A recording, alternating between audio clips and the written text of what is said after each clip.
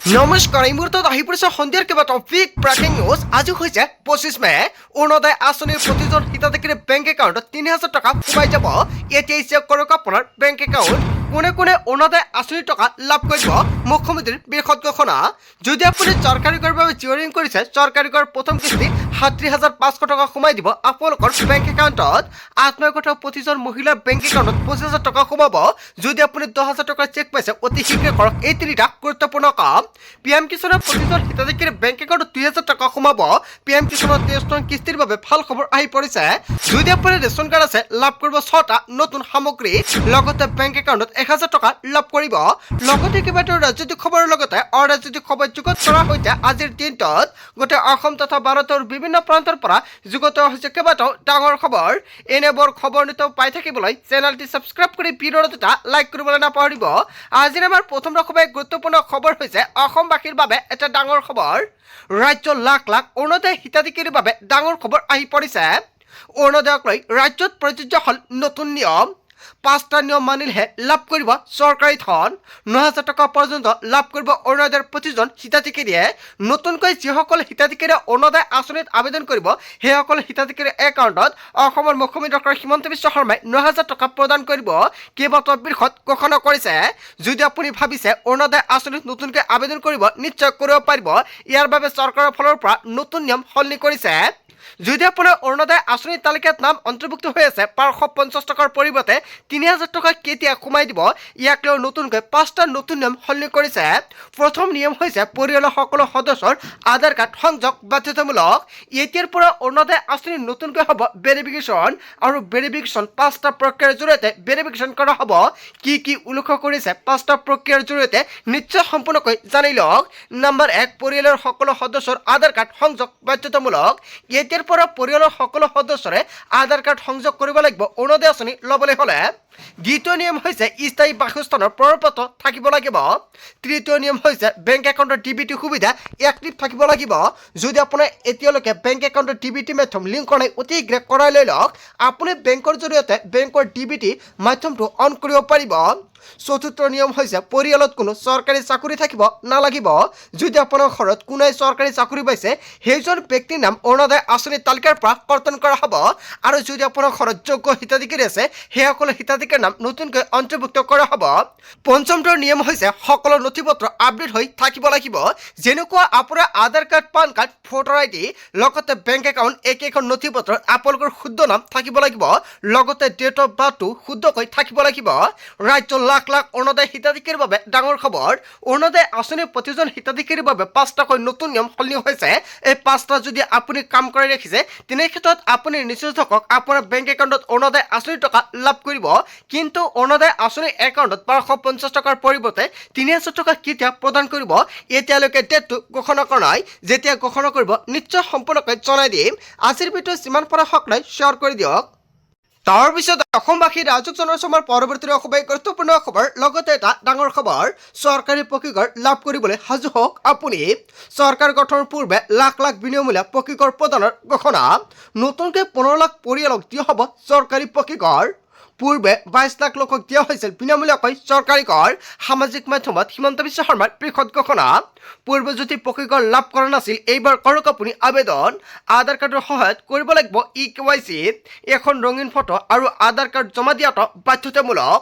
চিনাক্ত কৰা হ'ব কেঁচাকৈ থকা ৰাজ্যৰ হিতাধিকাৰী। পৰিয়ালৰ সকলো সদস্যৰে থাকিব লাগিব আধাৰ কাৰ্ড। এতিয়াৰ পৰা চৰকাৰী ঘৰ ল'বলৈ হ'লে পৰিয়ালৰ সকলো সদস্যৰে আধাৰ কাৰ্ড থকাটো বাধ্যতামূলক। সকলো সদস্যৰে আধাৰ কাৰ্ড জমা দিব লাগিব। হিতাধিকাৰী থাকিব লাগিব বেংক একাউণ্ট। যদি আপোনাৰ বেংক একাউণ্ট আছে, বেংক একাউণ্ট সৈতে আধাৰ কাৰ্ড লিংক হৈ থাকিব লাগিব। কেৱল আধাৰ কাৰ্ড লিংক থাকিলেই নহ'ব, DBT মাধ্যমটো অন কৰি ৰাখিব লাগিব। প্ৰয়োজন হ'ব MGN কাৰ্ড, জব কাৰ্ড। যদি আপোনাৰ জব কাৰ্ড নাই, অতি শীঘ্ৰে পঞ্চায়তত গৈ নতুনকৈ এটা জব কাৰ্ড বনাই লৈ লওক। জব কাৰ্ডৰ বাবে আপুনি কি কি নথিপত্ৰ সাজু কৰিব লাগিব, যদি আপোনালোকৰ ভিডিঅ' লাগে কমেণ্ট কৰি জনাই দিব, নেক্সট ভিডিঅ'ত জনাই দিম। লগতে যদি আপোনাৰ জব কাৰ্ড আছে, জব কাৰ্ডটো এক্টিভ থাকিব লাগিব। যদি কিবা কাৰণত ব্লক হৈছে, তেনে ক্ষেত্ৰত আপুনি পঞ্চায়তত গৈ নতুনকৈ এক্টিভ কৰি লৈ ল'ব পাৰিব। জব কাৰ্ডৰ সৈতে আধাৰ কাৰ্ড আৰু বেংক একাউণ্টটো লিংক হৈ থাকিব লাগিব। দুচকীয়া বাহন থাকিলেও এতিয়াৰ পৰা পাব আপুনি চৰকাৰী ঘৰ। মাহিলী উপাৰ্জন 15,000 টকা হ'লেও আপুনি পাব চৰকাৰী ঘৰৰ সুবিধা। 5 একৰ মাটি থাকিলেও পাব আপুনি বিনামূলীয়াকৈ চৰকাৰী ঘৰ। চৰকাৰী ঘৰক লৈ নতুনকৈ SOP জাৰি কৰা হৈছে। তাৰ পিছত অসমবাসী ৰাজুক জনসমাৰ পৰৱৰ্তী অসমৰ গুৰুত্বপূৰ্ণ খবৰ, লগতে এটা ডাঙৰ খবৰ। লাখ লাখ ৰেচন কাৰ্ডৰ হিতাধিকাৰীলৈ বৃহৎ খবৰ আহি পৰিছে। অৰুণাচলৰ সভাতে মুখ্যমন্ত্ৰী ডক্টৰ হিমন্ত বিশ্ব শৰ্মাৰ ডাঙৰ ঘোষণা। চেনি, দালি, মিঠাতেল, নিমখ হ'ব সম্পূৰ্ণ বিনামূলীয়া। যদি আপোনাৰ ৰেচন কাৰ্ড আছে, এইকেইবিধ সামগ্ৰী সম্পূৰ্ণ বিনামূলীয়াকৈ লাভ কৰিব। 1 টকা দিব নালাগে। আগতে চেনি, দালি, নিমখ লওঁতে 100 টকা দিব লাগিছিল, এতিয়াৰ পৰা 1 টকা দিব নালাগে। প্ৰতিটো ৰেচন কাৰ্ডৰ পৰিয়ালক আধা কেজিকৈ চাহপাতো প্ৰদান কৰা হ'ব বুলি ঘোষণা কৰিছে অসমৰ মুখ্যমন্ত্ৰী ডক্টৰ হিমন্ত বিশ্ব শৰ্মাই। অসমৰ মুখ্যমন্ত্ৰী ডক্টৰ হিমন্ত বিশ্ব শৰ্মাই ইয়াক লৈ চিন্তা চৰ্চা কৰি আছে। লাখ লাখ ৰেচন কাৰ্ডৰ হিতাধিকাৰীলৈ বৃহৎ খবৰ। যিসকল হিতাধিকাৰীৰ ৰেচন কাৰ্ড নাই, সেইসকল হিতাধিকাৰীক নতুনকৈ মুখ্যমন্ত্ৰী ডক্টৰ হিমন্ত বিশ্ব শৰ্মাই ৰেচন কাৰ্ড প্ৰদান কৰিব। যদি আপোনাৰ ৰেচন কাৰ্ড নাই, নতুনকৈ কেনেকৈ আবেদন কৰিব? অতি শীঘ্ৰে আপুনি ৰেচনৰ দোকানৰ সৈতে যোগাযোগ কৰক বা আপুনি পঞ্চায়তৰ সৈতে যোগাযোগ কৰক। নিশ্চয় সম্পূৰ্ণকৈ সহায় কৰা হ'ব। আপুনি কেনেকৈ নতুনকৈ ৰেচন কাৰ্ডৰ বাবে আবেদন কৰিব পাৰিব। তাৰ পিছত অসমবাসী ৰাজুক জনসমাৰ পৰৱৰ্তী অসমৰ গুৰুত্বপূৰ্ণ খবৰ, লগতে এটা ডাঙৰ খবৰ। কংগ্ৰেছ চৰকাৰ থকা হিমাচলত 30% দৰমহা কৰ্তন কৰা হৈছে। কেইবাটাও বৃহৎ মন্তব্য কৰিছে মন্ত্ৰী পীযুষ হাজৰিকাই। আমি অসমত 8ম দৰমহা আয়োগ মতে দৰমহা দিছো। দুদিন পূৰ্বেলৈকে পশ্চিমবংগত 6ম দৰমহা আয়োগ চলি আছিল আৰু সেই কংগ্ৰেছ বিৰোধীয়ে হিমন্ত বিশ্ব শৰ্মাক সমালোচনা কৰিলে ভাল নেদেখি। নৰেন্দ্ৰ মোদী আৰু হিমন্ত বিশ্ব শৰ্মা থকাৰ বাবে মূল্যবৃদ্ধিৰ পৰা জনতা বাচিছে বুলি মন্তব্য কৰিছে। আচলতে অসমবাসী জনতাই নৰেন্দ্ৰ মোদী আৰু হিমন্ত বিশ্ব শৰ্মাৰ বাবে মূল্যবৃদ্ধিৰ পৰা বাচিছে নেকি জনতাই? আচলতে পীযুষ হাজৰিকাই যিটো মন্তব্য কৰিছে, জনতাই কি ক'ব? দক্ষিণ এছিয়াৰ সকলো দেশৰ ভিতৰত ভাৰততে তেলৰ মূল্য কম বুলি মন্তব্য কৰিছে। ম্যানমাৰত বাঢ়িছে 89.7%। কেৱল এয়াই নহয়, মালয়েছিয়াত বাঢ়িছে 53.3% আৰু পাকিস্তানত বাঢ়িছে 54.9%। আমেৰিকাত বাঢ়িছে 44.5%। ফ্ৰান্সত বাঢ়িছে 22.1% আৰু নেপালত বাঢ়িছে 38.2%। জাপানত বাঢ়িছে 99.7% আৰু ভাৰতত বাঢ়িছে মাত্ৰ 5%। এনেকুৱাকৈ তালিকাটো প্ৰকাশ কৰিছে মন্ত্ৰী পীযুষ হাজৰিকাই। আচলতে মন্ত্ৰী পীযুষ হাজৰিকাই যিটো তালিকা প্ৰকাশ পাইছে, ইয়াৰ বিষয়ে জনতাই কি ক'ব? নৰেন্দ্ৰ মোদীয়ে দেশখন ভালদৰে চলাইছে, এনেকুৱাকৈ বৃহৎ মন্তব্য কৰিছে। পৃথিৱীত গড়ে 40% তেলৰ দাম বাঢ়িছে, আমাৰ দেশত মাত্ৰ 5% বাঢ়িছে তেলৰ মূল্য। কংগ্ৰেছ চৰকাৰ থকা ৰাজ্যত কিয় ভাত কমোৱা নাই? এনেকুৱাকৈ বৃহৎ প্ৰশ্ন উত্থাপিত কৰিছে মন্ত্ৰী পীযুষ হাজৰিকাই। তেলেংগানা, কৰ্ণাটক, কেৰেলাত ভাত কমাই দেখুৱাই দিয়ক কংগ্ৰেছে। আন ৰাজ্যত ভাত কমাব নোৱাৰা কংগ্ৰেছে অসমত আন্দোলনৰ নাটক কৰে।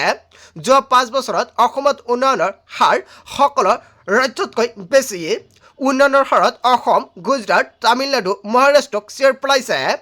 কংগ্ৰেছ চৰকাৰ থকা হিমাচলত 30% দৰমহা কৰ্তন কৰা হৈছে। এনেকুৱাকৈ বৃহৎ মন্তব্য কৰিছে মন্ত্ৰী পীযুষ হাজৰিকাই। হয়, মন্ত্ৰী পীযুষ হাজৰিকাই যিকেইটা প্ৰশ্ন উত্থাপন কৰিছে, ইয়াৰ বিষয়ে জনতাই কি ক'ব? যদি জনতাৰ কিবা মন্তব্য কৰিব লগা থাকে, আপোনালোকৰ মন্তব্যটো নিশ্চয় কমেণ্ট বক্সত জনাই দিব। তাৰ পিছত অসমবাসী ৰাজুক জনসমাৰ পৰৱৰ্তী অসমৰ গুৰুত্বপূৰ্ণ খবৰ, লগতে এটা ডাঙৰ খবৰ। বিধানসভাৰ মজিয়াত হাহাকাৰ। মূল্যবৃদ্ধি, ঋণক লৈ পীযুষ হাজৰিকা, অখিল গগৈৰ মাজত বাকযুদ্ধ। বিধানসভাৰ মজিয়াত সৃষ্টি হ'ল উত্তাল পৰিৱেশ। মূল্যবৃদ্ধি আৰু ঋণক লৈ শাসক আৰু বিৰোধী তীব্ৰ সংঘাত। পীযুষ হাজৰিকা আৰু অখিল গগৈৰ মাজত উত্তপ্ত পৰিস্থিতি। দুই নেতাৰ তীব্ৰ বাকযুদ্ধ কঁপাই তুলিলে সমগ্ৰ সদন। তুমুল তৰ্কযুদ্ধৰ বাবে বিধানসভাৰ কাৰ্যসূচীত বাধা। বিধানসভাৰ মজিয়াত হাহাকাৰময় পৰিস্থিতিৰ সৃষ্টি হৈছে। মূল্যবৃদ্ধি, ঋণক লৈ পীযুষ হাজৰিকা আৰু অখিল গগৈৰ মাজত বাকযুদ্ধ। তাৰ পিছত অসমবাসী ৰাজুক জনসমাৰ পৰৱৰ্তী অসমৰ গুৰুত্বপূৰ্ণ খবৰ, লগতে এটা ডাঙৰ খবৰ। পেট্ৰল ডিজেলৰ অনিয়ন্ত্ৰিত দৰ, এটা বিগ ব্ৰেকিং নিউজ আহি পৰিছে। 10 দিনত বাঢ়িল 7 টকা। হয়, পুনৰ পেট্ৰল আৰু ডিজেলৰ মূল্য বৃদ্ধি পালে। নতুন তালিকাত কোন জিলাত কিমান দাম নিশ্চয় কমেণ্ট কৰি জনাই দিব। নতুন এখন তালিকা প্ৰকাশ পাইছে। ডিজেলৰ দাম 2.71 টকালৈ আজি পুনৰ বৃদ্ধি পালে। নতুন তালিকা অনুসৰি আপোনাৰ জিলাত কিমান মূল্য নিশ্চয় কমেণ্ট বক্সত জনাই দিব। তাৰ পিছত অসমবাসী ৰাজুক জনসমাৰ পৰৱৰ্তী অসমৰ গুৰুত্বপূৰ্ণ খবৰ, লগতে এটা ডাঙৰ খবৰ। বিধানসভাত উত্থাপন কৰা হ'ল ইউচিচিত তহতকৈ নতুন নিয়ম ঘোষণা কৰা হৈছে। কি কি নিয়ম উল্লেখ কৰা হৈছে নিশ্চয় সম্পূৰ্ণকৈ জানি লওক। লিভ ইন ৰিলেশ্যনশ্বিপক লৈ আহি গ'ল কঠোৰ নিয়ম। লিভ ইনত থাকিলে জনাব লাগিব উপপঞ্জীয়কক। কেৱল এয়াই নহয়, ৰাজ্যৰ বাহিৰত লিভ ইনত থাকিলেও একেই নিয়ম হ'ব। উপপুঞ্জকক নজনোৱাকৈ একেলগে এমাহ ধৰি লিভিনত থাকিলে সাব্যস্ত হ'ব দোষী। কেৱল এয়াই নহয়, 3 মাহ ধৰি খাটিব লাগিব জেল আৰু ভৰিব লাগিব জৰিমনা। লিভিনত থকা এজনৰ বয়স হ'ব লাগিব ন্যূনতম 21 বছৰ। লিভিনত থকা এজনৰ বয়স হ'ব লাগিব 21 আৰু 21তকৈ কম বয়স হ'লে লাগিব অভিভাৱকৰ অনুমতি। লিভিনত থকাৰ পিছত যদি বিচ্ছেদ বিচাৰে তেনে ক্ষেত্ৰত দুয়োজনৰ সন্মতিতহে হ'ব লাগিব বিচ্ছেদ। সন্মতি অবিহনে যুৱক আৰু যুৱতী এৰি দিলে ভৰিব লাগিব ভৰণ পোষণ। কেৱল এয়াই নহয়, ভৰণ পোষণ বিচাৰি কাষ চাপিব পাৰিব আদালতৰ। বিধানসভাত উত্থাপন কৰা হ'ল ইউচিচিক লৈ জনতাই কি ক'ব? লিভ ইন ৰিলেশ্যনক লৈ আহি গ'ল কঠোৰ নিয়ম। তাৰপিছত অসমবাসী ৰাজক জনাইছে আমাৰ পৰৱৰ্তী খবৰ, গুৰুত্বপূৰ্ণ খবৰ। লগতে এটা ডাঙৰ খবৰ, চৰকাৰী বিষয়া কৰ্মচাৰীয়ে বসবাস এৰক। সাধাৰণ জনতাক হাৰাশাস্তি কৰিয়ে বিষয়া কৰ্মচাৰীৰ বিপদ নিশ্চিত। আৰক্ষী বিষয়া কনষ্টেবল কণেও হাৰি যাব নোৱাৰিব এতিয়াৰ পৰা। বন বিভাগতে হওক বা চৰকাৰী অফিচতে হওক, সকলোৱে বেয়া কাম এৰিব লাগিব। কোনো জনতাৰ পৰা ঘোষ লোৱাৰ কথাও ভুলতে নাভাবিব। কাম নকৰি জনতাক হাৰাশাস্তি কৰিলে মই শুধৰাই দিম, এনেকুৱাকৈ বৃহৎ মন্তব্য কৰিছে চিধাই অসম বিধানসভাৰ কাঠগড়াত থিয় কৰা। বিশেষ অধিকাৰ আইন ভংগৰ অপৰাধত দোষী সাব্যস্ত কৰা হ'ব। বেয়া কাম কৰিলে বিধানসভাৰ কাঠগড়ালৈ টানি আনি থিয় কৰা হ'ব বুলি বৃহৎ ঘোষণা কৰিছে। কেৱল এয়াই নহয়, চৰকাৰী বিষয়ৰ পৰা কৰ্মচাৰীলৈকে সকলোৰে নতুনকৈ SOP জাৰি কৰিছে। পিছত মোৰ পৰা কোনো বচাব নোৱাৰে। মাটি বাৰীৰ কাম কাজক লৈ সাধাৰণ জনতাক হাৰাশাস্তি কৰিলে বিপদ নিশ্চিত। যদিহে বসবাস এৰিব নোৱাৰে তেনে ক্ষেত্ৰত থানা এৰক। জুৱা, নিচাজাতীয় দ্ৰব্য ব্যৱহাৰ কৰা সকলে হাৰি যাব নোৱাৰিব। নিচাজাতীয় দ্ৰব্যৰ বাবে অসমীয়া যুৱতী কম বয়সতে বিধৱা হ'বলগীয়া হৈছে। য'তে ত'তে বিষাক্ত চুলাই নিৰ্মাণ কৰাৰ বাবে এই ঘটনা সংঘটিত হৈছে আৰু বিশেষকৈ বৃদ্ধি পাইছে। যদি মানুহেকে জীয়াই ৰাখিব নোৱাৰে তেনে ক্ষেত্ৰত ৰাস্তা ঘাট বনাই কি লাভ হ'ব? দুৰ্নীতিগ্ৰস্ত বিষয়া কৰ্মচাৰী সৈকনি অধ্যক্ষ ৰঞ্জিত কুমাৰ দাসে বৃহৎ ঘোষণা কৰিছে। বন্ধু বান্ধৱীসকল, গোটেই অসম তথা ভাৰতৰ বিভিন্ন প্ৰান্তৰ পৰা যুগুত হৈছে কেইবাটাও ডাঙৰ খবৰ। এনেবোৰ খবৰ নিতৌ পাই থাকিবলৈ চেনেলটো ছাবস্ক্ৰাইব কৰি ভিডিঅ'ত এটা লাইক কৰিবলৈ নাপাহৰিব। So thank you for watching full video.